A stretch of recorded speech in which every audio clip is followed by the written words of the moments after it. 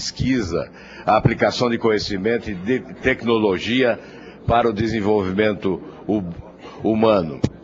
Apesar do mérito, há alguns pontos da proposição que podem ser aprimorados, e foi o que nós procuramos fazer com algumas emendas. O projeto, em seu artigo 8º, não estabelece a fonte dos recursos previstos para a premiação.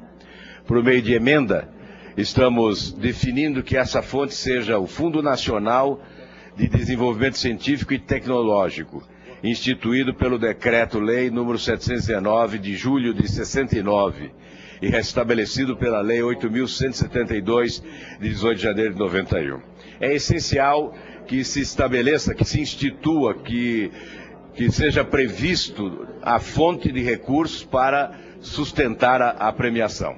Além disso, no artigo 9º e 12, definir de maneira mais precisa quem seriam os representantes das comissões a que a proposição se refere, bem como explicitar a vinculação administrativa do Conselho Curador do Prêmio Brasil, que, segundo a emenda que propomos, deveria ser o Conselho Nacional de Desenvolvimento Científico e Tecnológico.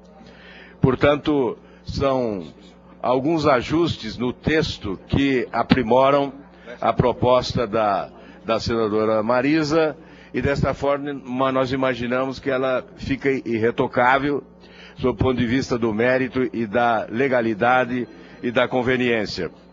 Nós incluímos aqui no artigo 9º a administração do montante a que se refere o artigo 8º, caberá um conselho curador vinculado ao Conselho Nacional de Desenvolvimento Científico, e incluímos um senador representando o Senado Federal, um deputado federal representando a Câmara dos Deputados, um ministro do Tribunal de Contas da União, 3 ministros de Estado representando o Poder Executivo, 3 juízes federais indicados pelo Conselho Nacional de Justiça representando o Poder Judiciário, um procurador da República representando o Ministério Público da União. Portanto, procura-se guardar com todos os cuidados necessários e estabelecendo a garantia da lisura dos procedimentos na aplicação dos recursos referentes a esta lei. E em relação ao artigo 12, nós incluímos 3 reitores de instituições federais de ensino, 3 presidentes de entidades ou órgãos representativos das áreas do grupo, um deputado federal ou um senador representando o Poder Legislativo, um ministro de Estado representando o Poder Executivo, um juiz federal representando o Poder Judiciário, um procurador da República representando o Ministério Público. Desta forma também, certamente, estamos garantindo a correção na escolha dos premiados. Portanto, senhor presidente, o nosso parecer é absolutamente favorável. Eu só faria uma consulta técnica ao relator. O Ministério Público não pode participar de um conselho, porque ele estaria, quando participando, vencido ou vencedor, representando a instituição que não pode se fazer representar por uma pessoa só. É a única ressalva que eu faria. É inconstitucional a participação do Ministério Público. Esta é uma questão que tem que passar pela Comissão de Constituição e Justiça, né? E certamente, se esta for a visão da Comissão de Constituição e Justiça, haverá a correção. De qualquer forma, a consultoria legislativa do Senado Federal não considerou inconstitucional. Que é terminativo aqui, né? É terminativo? De qualquer maneira, é uma opinião do senador Requião.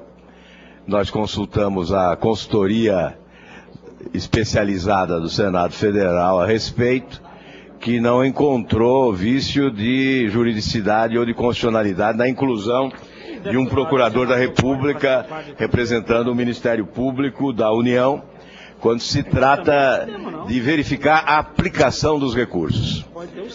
De qualquer maneira, como é um item, o número 5, a própria Presidente da República pode vetar. E se isso ainda passa pela Câmara dos Deputados, né? Se na Câmara dos Deputados houver também o entendimento de que não se deve incluir um procurador da República, certamente esse item, através de uma emenda supressiva, será retirado do projeto. Não vejo, portanto, nenhum inconveniente em que se aprove, não só em homenagem à senadora Marisa Serrano, mas em razão da importância desse projeto. Em discussão, o relatório do senador Álvaro Dias. Senhor presidente, Senador Walter Pinheiro. Eu concordo em gênero, número e grau com todas as ponderações feitas pelo nobre relator Álvaro Dias, inclusive a própria questão da utilização do FNDCT para financiar, digamos assim, a iniciativa e, portanto, garantir a efetiva realização dessa boa propositura da senadora Marisa Serrano. Mas, além do Ministério Público, eu tenho dúvida quanto à participação dos parlamentares. Uma coisa é a representação do Senado, outra coisa é a nossa participação no Conselho aqui, enquanto senadores, ou a representação de deputado federal. Tenho a impressão que essa também é uma situação... Sem dúvida, senador. Se me permite, senador, o Senado fala pelo seu plenário na forma do regimento e a Câmara também. Ele não pode ser representado por um senador singular, ainda mais que é pluripartidário. E mais, vai participar de um conselho curador, um parlamentar, ou dois parlamentares, como estão sendo aqui. Para que a gente tenha uma ideia, senador Álvaro Dias, em vários casos que o Poder Legislativo participa, nós efetivamente fazemos uma escolha. Né? Então, portanto, não somos nós que exercemos essa atividade.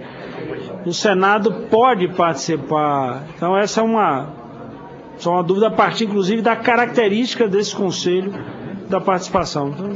Bem, eu vou responder às questões suscitadas pelo senador Walter Pinheiro. O objetivo é dar celeridade a essa proposta da senadora Marisa Serrano em função da sua importância. Então, esses detalhes passam a ser irrelevantes. Desta forma, eu suprimo através de emenda que apresento aqui verbalmente, não é? Eu suprimo os dois itens. O quinto, que diz respeito ao procurador da República, e o item nas duas emendas, o item que diz respeito à representação do Congresso nesse Conselho. Portanto, se os colegas senadores e senadoras concordarem, eu submeto também a